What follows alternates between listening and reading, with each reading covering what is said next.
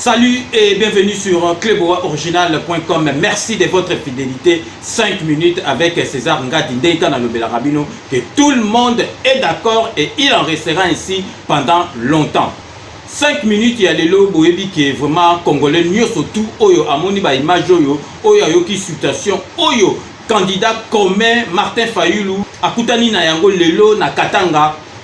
Congolais oyo aza congolais à solo akopi kozala indifférent ya makambu oyo witi koleka na candidat ma candidat commettant parce que candidat commet bato babando kanisake oh non surtout côté ya pouvoir babando kanisake non azali tilapia aza mutu moko bakolia epamba mais makambu ekomi kobaluka bakomi kobanga yango wana bakomi kosala makambu na nyamu ya kosakana te bakangi ba hélicoptère bakangi ba avion bakangi ba matériel na bango oyo etindaki bango basale la propagande ti lelo ezali saisi donc lelo tozali koyesa bino ke donc candidat commun Martin Fayulu ba tirer ba balle réelle pe ba lancer ba maille moto pe ba lacrymogène et une candidat présidentiel to mona yango kaka na mboka neti Congo parce que na ba mboka mususu candidat oyo aza déjà présidentiel azali na sécurité ya république donc bakoki simba yete ba bloka boy ekozala annulation ya ba élection pe ba pesi candidat wana mususu donc ba longolié na course ya pouvoir donc bino moko na lingi koloba mingi te parce que naza na kanda ya kosakana te lelo bino moko botala na ba image ndengi bazali ko bwaka maille comme bleu ya moto donc balingi candidat présidentiel à matata likolote a salué batu ba ki kotala et belé donc bino mo botala na ba image qui tire de balles réelles et de gaz lacrymogène. Vous nous suivez partout dans le monde, mesdames et messieurs. Nous sommes à Lubumbashi et c'est inacceptable cette situation. Nous sommes en vivre en temps maintenant. Là, ce sont les gaz lacrymogènes. Voilà, il y a le véhicule de la police qui tire de balles lacrymogènes. Mesdames et messieurs, vous nous suivez partout dans le monde. Voilà, ils sont là. De gaz lacrymogène contre un candidat président de la République. Mesdames et messieurs, vous nous suivez partout dans le monde. Ça se passe à Lubumbashi. Voilà.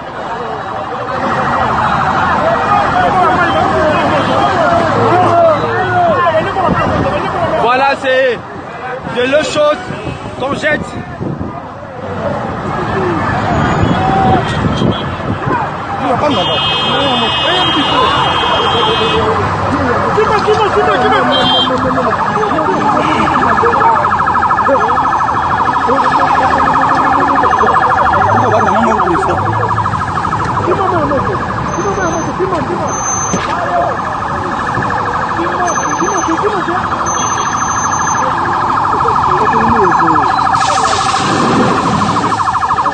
Voilà, ça c'est l'eau, de l'eau chaude qu'on est en train d'asperger au cortège de Martin Fayulu. Mesdames et messieurs, nous sommes à Lubumbashi.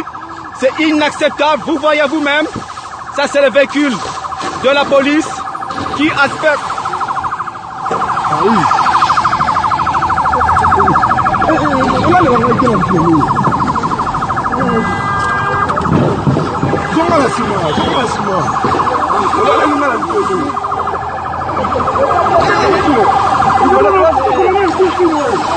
Voilà, vous êtes en train de le voir, c'est inacceptable.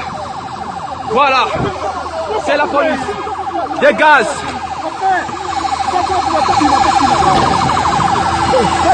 Voilà la police.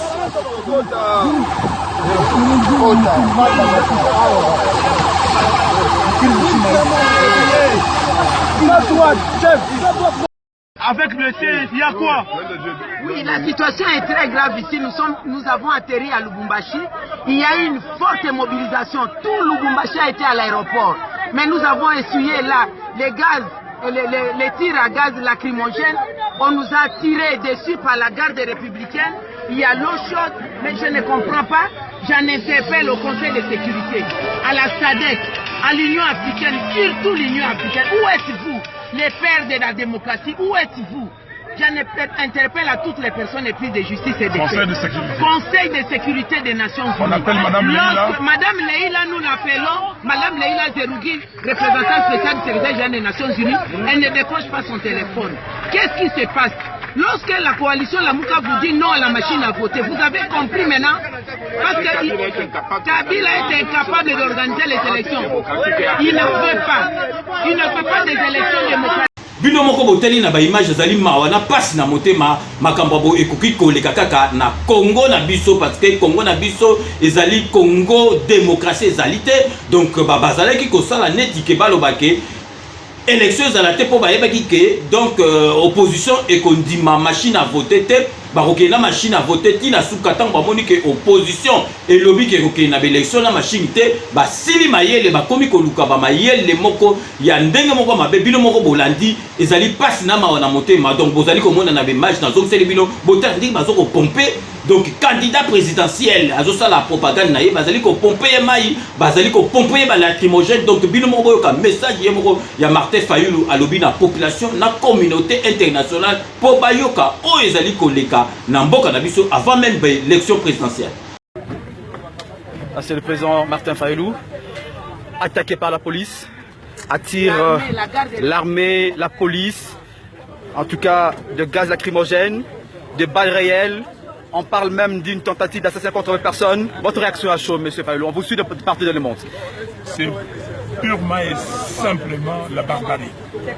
Mais ces gens-là ont dit qu'ils étaient forts, qu'ils étaient puissants. Mais ils ont peur de quoi? Tirer à balles réelles, lancer des gaz lacrymogènes, de l'eau chaude aux paisibles citoyens pendant la période de la campagne. Mais qu'est-ce qui se passe exactement? Et c'est pour cela que nous disons à tout le monde entier, et d'abord au Conseil de sécurité, parce que les membres du Conseil de sécurité sont venus à Kinshasa. Ils ont vu, et maintenant ils comprennent que Kabila ne veut pas partir. Il ne veut pas organiser des élections. J'interpelle tous ceux qui nous disent qu'il faut mettre un bémol sur la machine à voter. Vous avez compris? Et là, aujourd'hui, vous avez en live, vous avez la situation grandeur nature de ce que M. Kabila veut exactement. Il ne veut pas des élections. On nous a empêché d'aller à Kindu. Bon, maintenant, on a dit non, Kindu c'est Chadari qui a organisé parce qu'il ne voulait pas être ridiculisé par l'accueil qu'on devait nous recevoir. Maintenant, nous sommes ici. Baba Kiungu au Katanga a organisé un accueil ultra, je ne sais pas comment le qualifier. Ils ont été dépassés. Alors, la seule solution pour eux, c'est de nous arrêter, d'essayer de nous assassiner, d'essayer de déranger les paisibles citoyens pour que nous ne puissions pas continuer. Ils ont tout fait, et comme nous sommes des citoyens qui ne veulent pas des casses, nous ne voulons pas des chaos, c'est pour cela ils nous ont imposé un itinéraire, et nous avons suivi cet itinéraire. Cet itinéraire, c'est-à-dire ne pas arriver au lieu du meeting. Donc ils nous ont dirigés vers la résidence de Baba Kiung. Nous acceptons. Nous acceptons cela pourquoi? Simplement pour dire à la communauté internationale, nous avons fait notre part. Et nous ne pouvons pas continuer comme ça. Nous ne pouvons plus continuer. Il faut qu'ils viennent, qu'ils prennent M. Kabila, qu'ils l'amènent d'où il est venu, qu'ils l'amènent parce que c'est monsieur qui ne veut pas.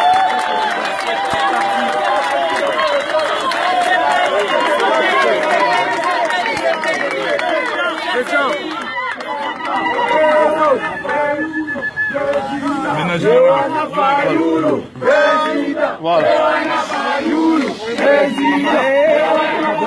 Ce monsieur ne peut pas organiser les élections.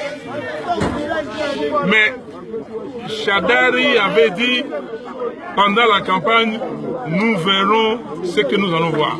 Donc maintenant, c'est ça. Il a dit, donc c'est ça qu'ils avaient fait. Prémédité. C'était prémédité. Planifié. On le voit. Comment est-ce qu'on peut... Je suis resté presque 2 heures couché. À chaque fois que je lève la tête parce que le public demande et il tire. Non, en tout cas, je ne sais plus quoi dire. La peur a changé de camp. La peur, nous on n'a jamais eu de peur. On n'a jamais eu de peur. Mais maintenant, eux, ici, qui nous disent exactement ce qu'ils veulent. Ils ont pris 10 millions d'électeurs fictifs. Ils ont payé la machine à voter.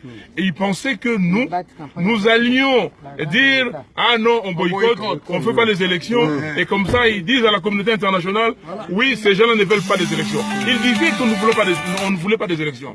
Maintenant, nous leur disons que nous irons jusqu'au bout. Nous irons les 23 aux urnes, demander les bulletins papier, ok, et voir ce qu'ils vont faire.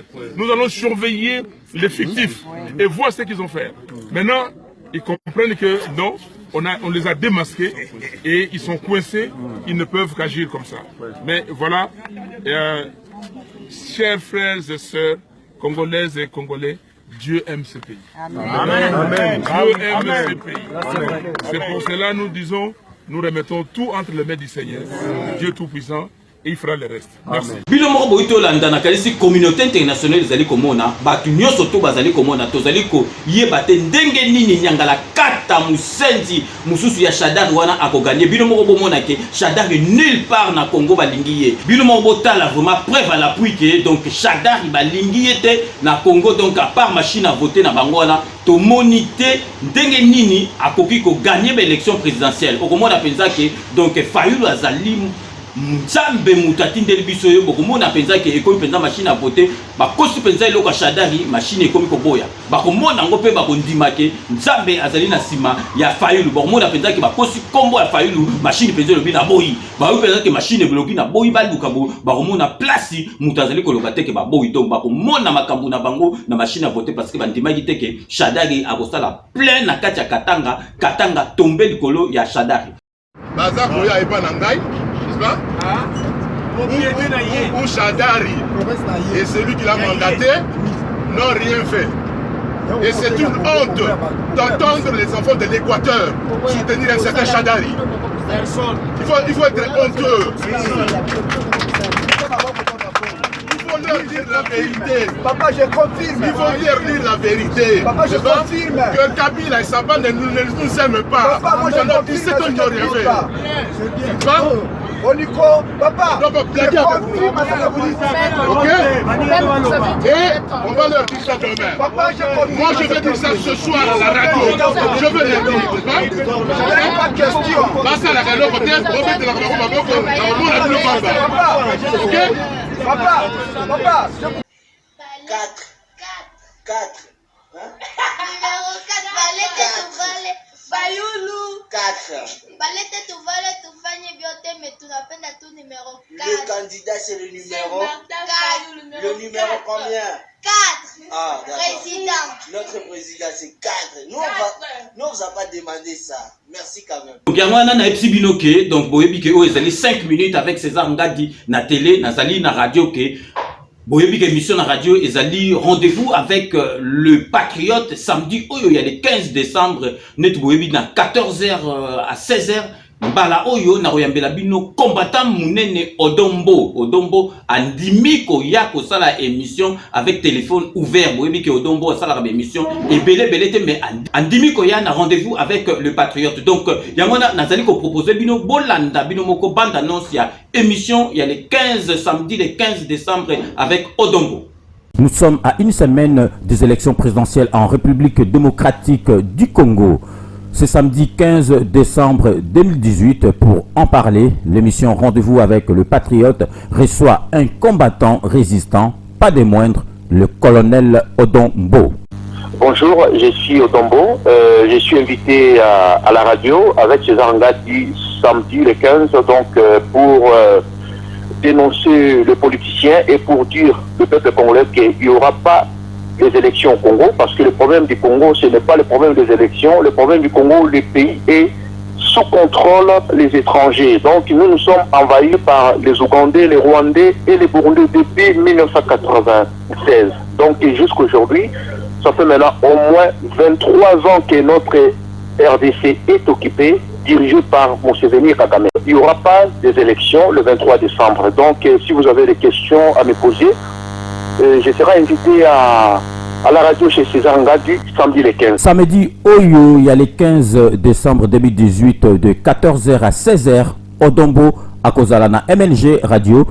Émission Rendez-vous avec le Patriote. Ponako répondre à la question Bino Nyoso Oyo beaucoup posé alobi trop c'est trop akobimisa ba secret ya ba politicien na biso ya Congo po bazali kosakana na peuple congolais na makambo na bango ya ba élection na makambo ebele donc bo zangate ako répondre na mituna na bino nyoso.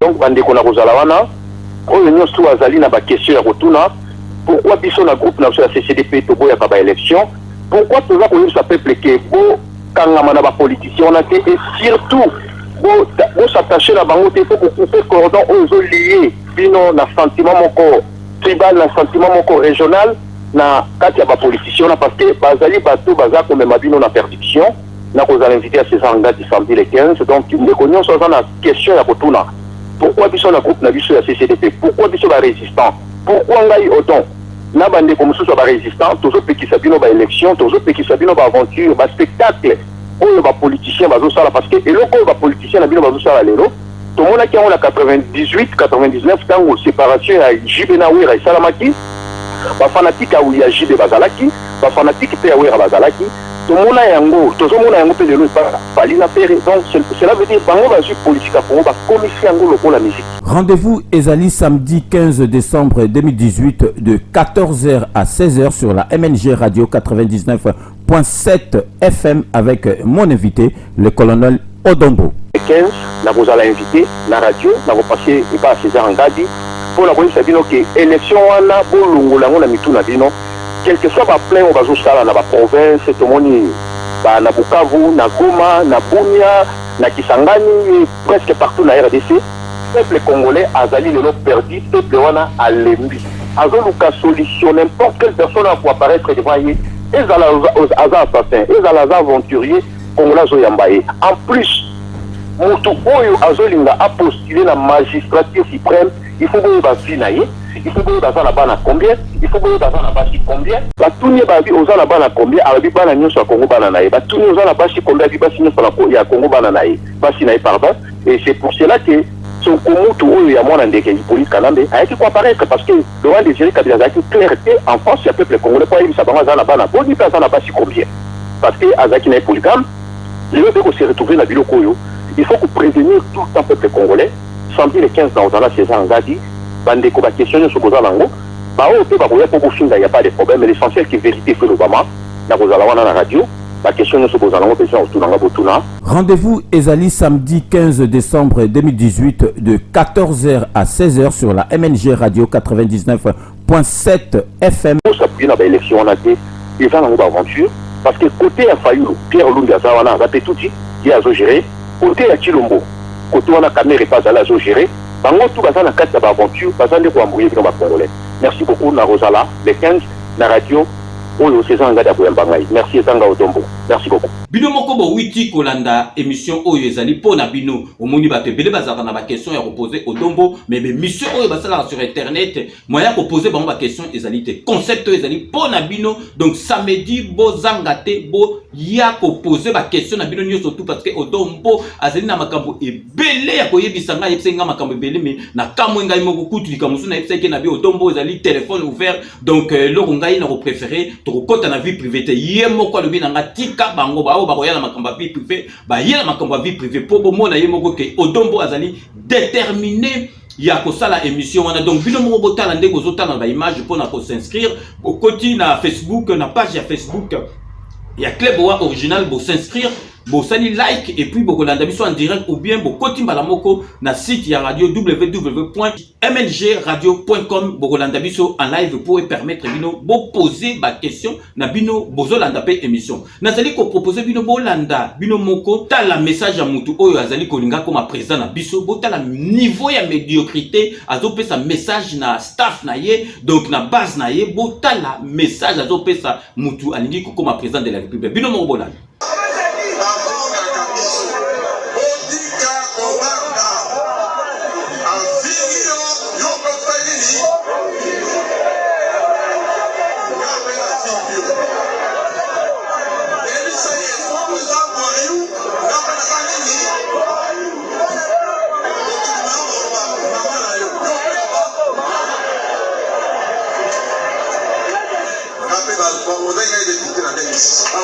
député.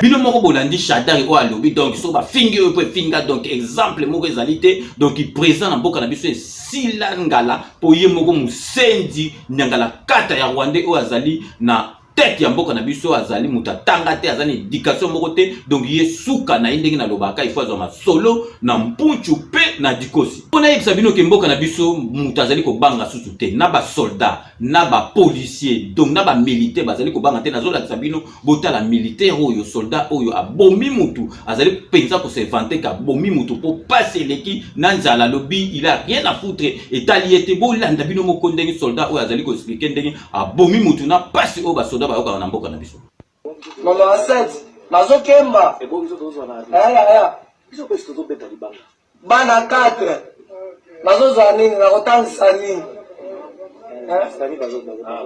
na kosala nini na arme webisa ngai depuis nakoti nono 6 na classe bakotinga chez biso bakalinga na ke ya arme ti lelo mpona mosika tata te mama te basala yango mpona ke pasi na ngai yanga moko te me ya basoda nyonso bareconnaître atake te soda bafuta ye bien leloko nga na sali ata bozitinga na mi wana bozotinga masasi martir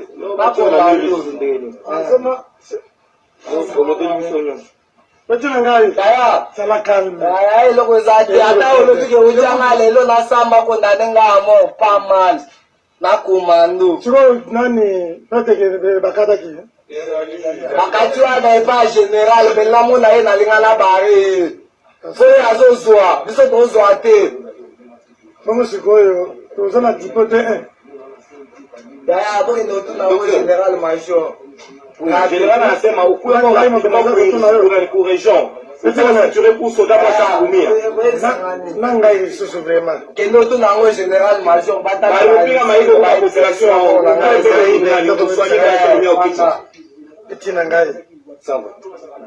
yaya mesha kanda zuwa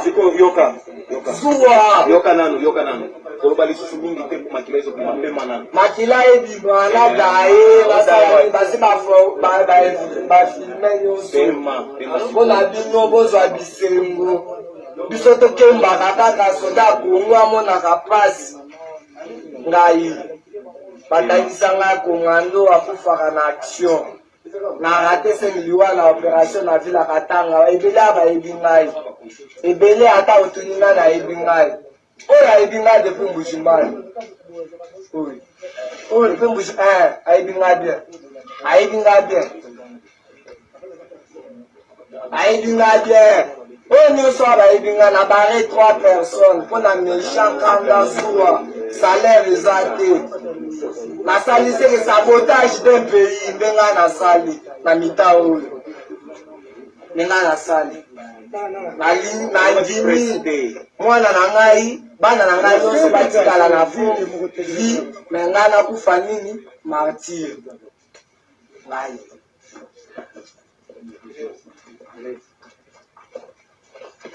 ce militaire azaki na site lobby boye mo colonel arme ozwaki yango wapi arme eza ya ngai soda nde natambolaka na arme ozalaka na unité nini naza elema ya régiment commando régiment commando ya wapi depuis kanina arme ozwaki yango wapi arme eza ya ngai badota ngai baunité na ngai kombo na yo nani kombo na ngai mbui tishiku fade de mutara bienzeka mwina mbui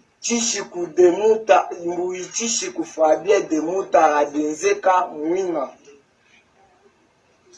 de mutara na français indien fana eza portugais de mutara na français indien grade caporal benzeka mwina ngabimana kwenze matricule numéro matricule na ngai eza na kati ya telefone na ngai unité na yo unité na ngai régiment commando awa oza na Lubumbashi depuis quand naza na Lubumbashi depuis 2008 siko régiment commando ezaka wapi régiment commando eza ebima Kinshasa base eza na Kanina siko na Lubumbashi ya kosala nini na Lubumbashi nayaka mosala soda mosala nini Mosala soldat. Oui, Mosala na unité nini? Depuis intervention. Intervention ezali. C'est remis de face à intervention à général nani. Après Mamadou, voilà commandant les gens dans la guinée. Il faut appeler les lots aux alliés. Bon, non, on a déjà appelé le docteur Alex. Oui, non, le colonel Madjaliwa doit venir aussi pour dire. Botalanga P1, la liste où il y a bateau qui était là. Azali. Mazali, Mazorambongo. Mazorambongo, na bataille de face. Mbouyitishi Koufabien. De Moutara, Bienzeka. De Komonangai, Commando. Asali sabotage d'un pays. Ils sont des soldats, tous en arrière. C'est pourquoi il peut s'allumer méchant dans Barré Bango. Le gouvernement est bas. Depuis la route, nous sommes soldats, nous avons assisté les lots, libérateurs, nous avons assisté. Nous avons pas la biso, na zélate, na koufi martyr. Attends condamné, na kumona yo pas ma passe à yo, kala boka qui fait ça, qui monte mal le commande pour. Ok. Bon, tout est gagné dans quelques minutes. Bonjour. Les bateaux vont te gagner dans la ronde, ils vont piquer.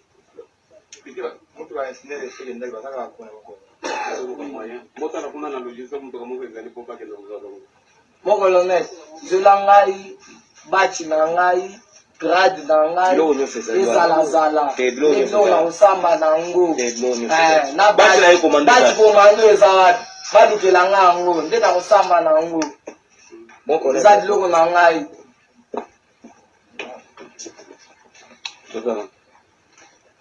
Il y a combien de personnes? Nous battons, nous bangani, nous avons tout d'abord mis la bandité, nous bangani.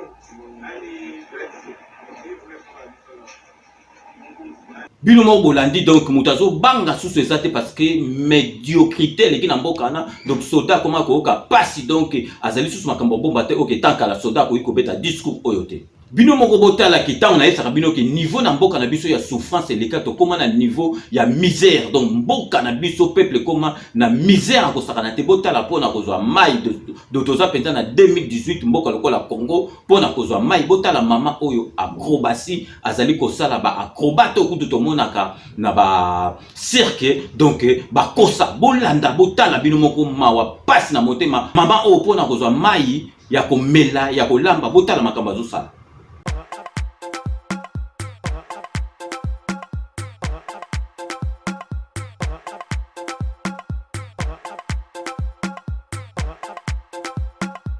Moko bolandi mama oyo donc ba acrobate au total kana ba cirque ba kosa biso botala penza pays na biso munene neti wana tala mai mama oyo azangi mai botala ndenga tsaki li puta po azwa mai. Donc nazali ko laksa bino sikoyo message ya honorable Francis Kalombo a pesi na peuple congolais pour na candidat commun Martin Fayulu à lobby ndingi pebe élection ba médiocre bazo de sa élection donc bino moko bolanda message ya honorable Francis Kalombo a pesi pour na peuple congolais.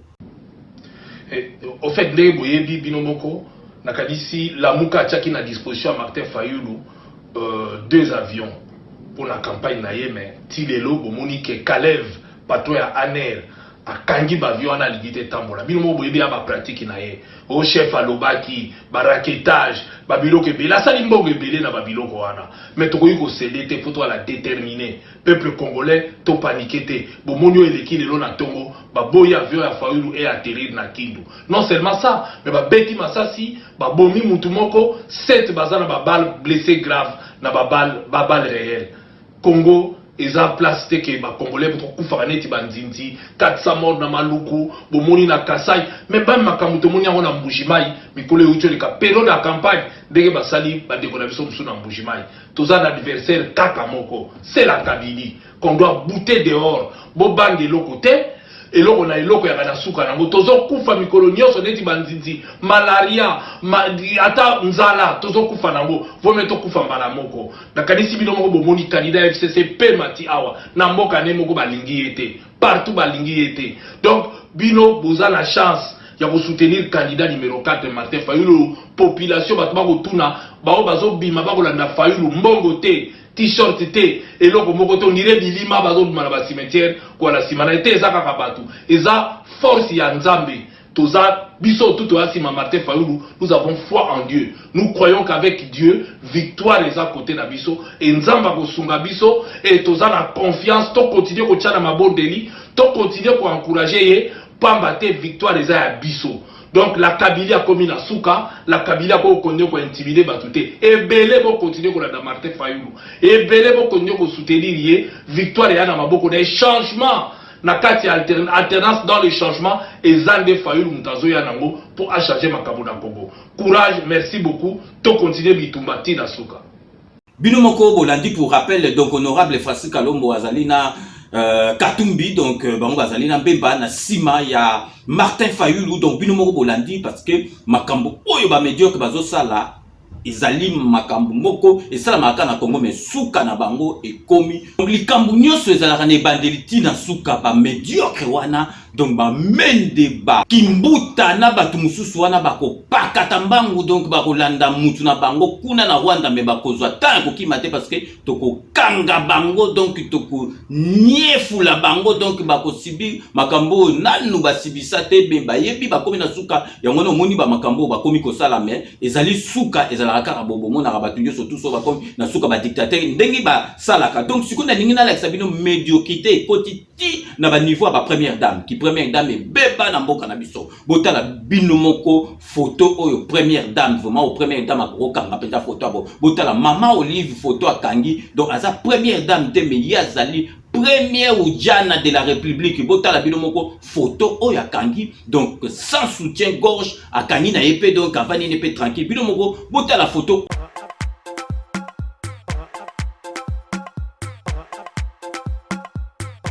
ezali pasi na mawa na motema na etaka la penza est ba première dame penza oyo penza azali respectueuse akokanga ba photo abo donc pour balekisa bino ke médiocrité ezali na tous les niveaux donc to komi na suka ya émission na biso ndenge tolobaka na 5 minutes je vous laisse le soin d'en tirer vos conclusions et de nous faire parvenir vos commentaires comme d'ailleurs vous en avez l'habitude de faire. Quant à nous, chers téléspectateurs, chers internautes, nous allons nous retrouver avec grand plaisir avec tous les friands de 5 minutes avec César Ngadi dans 48 heures pour un nouveau numéro. D'ici là, portez-vous bien et à très bientôt. N'oubliez pas, tout le monde est d'accord et il en restera ainsi pendant longtemps. Dès qu'Anazolo Banabino que Kanambe Kanache a besoin solo Nambuju Tonadikosi. À très bientôt.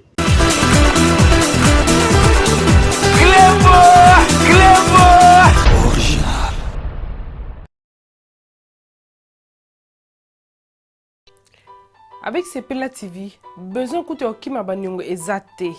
Pour pas na biso nyongo ezalate. Ça peut faire un mois que foutite, fouta 15 livres na autopélicio. Ça peut faire 6 mois que foutite, fouta 15 livres na autopélicio. Même plus de 1 an, ça c'est plus de 1 an non foutate au kanisi kozana nyonga makasi. Comme tu maman, comme tu papa. 15 livres à pamba pour rétablir service non et je te dis on va na andako repabilinga Sepela TV.